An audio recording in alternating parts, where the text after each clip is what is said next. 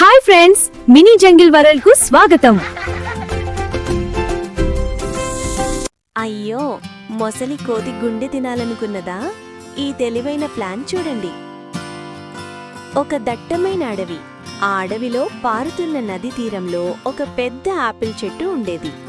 ఆ చెట్టు మీద ఒక తెలివైన కోతి నివసించేది. అదే నదిలో ఒక మొసలి ఉండేది. రోజూ ఆ కోతి మొసలికి తీయటి పండ్లు కోసి ఇస్తూ ఉండేది. అలా వాళ్ళిద్దరూ మంచి స్నేహితులయ్యారు. మిత్రమా మొసలి, ఇవిగో ఈ రోజుటి పండ్లు చాలా తీయగా ఉన్నాయి, పట్టుకో. ఆహా, ఎంత తీయగా ఉన్నాయో! నీ దయ వల్ల రోజూ నాకు పంచపక్ష పరమాన్నాలే మిత్రమా. కొన్ని మా ఆవిడ కోసం కూడా పట్టుకు వెళ్తూ. ఒకరోజు మొసలి ఆ పండ్లను తన భార్యకు తీసుకెళ్లి ఇచ్చింది. ఆ తీయటి పండ్లు తిన్న వెంటనే ఆమె మనసులో ఒక భయంకరమైన దురాలోచన వచ్చింది.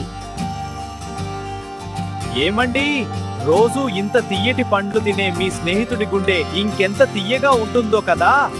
నాకు వెంటనే ఆ కోతి గుండె కావాలి, నేను తినాలి.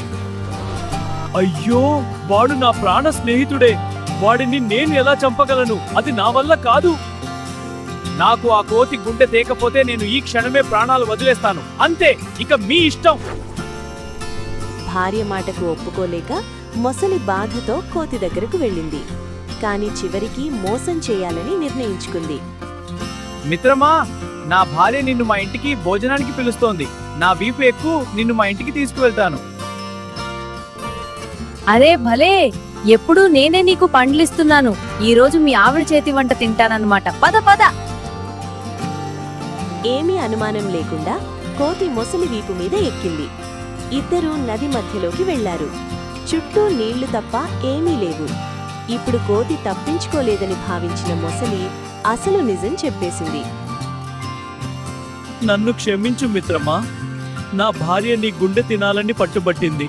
అందుకే నిన్ను చంపడానికి తీసుకువెళ్తున్నాను.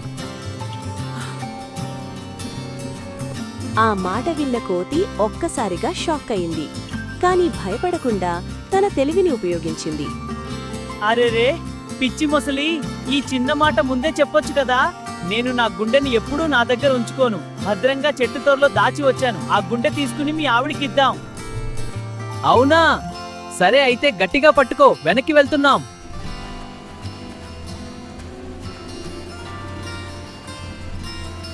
దాన్ని నిజమని నమ్మిన మొసలి వెంటనే నది ఒడ్డుకు తీసుకెళ్ళింది. ఒడ్డుకు చేరగానే కోతి ఒక్కసారిగా చెట్టు మీదకు గంతేసి ప్రాణాలు దక్కించుకుంది.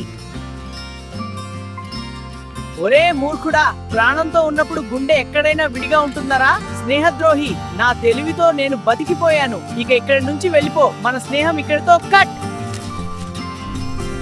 పాపం మొసలి అటు ప్రాణ స్నేహితుణ్ణి కోల్పోయింది, ఇటు భార్య దగ్గరికి వెళ్లలేక తన తప్పు తెలుసుకుని ఒంటరిగా వెనక్కి వెళ్లిపోయింది. మీరు కథలో చూశారు కదా, కోతి ఎంత తెలివిగా తప్పించుకుందో. అది భయపడకుండా ఆలోచించబట్టే ప్రాణాలు కాపాడుకుంది. ఎప్పుడైనా ఆపదలో ఉన్నప్పుడు కంగారు పడకుండా సమయస్ఫూర్తితో ఆలోచిస్తే ప్రాణాపాయం నుంచి కూడా సులభంగా బయటపడవచ్చు.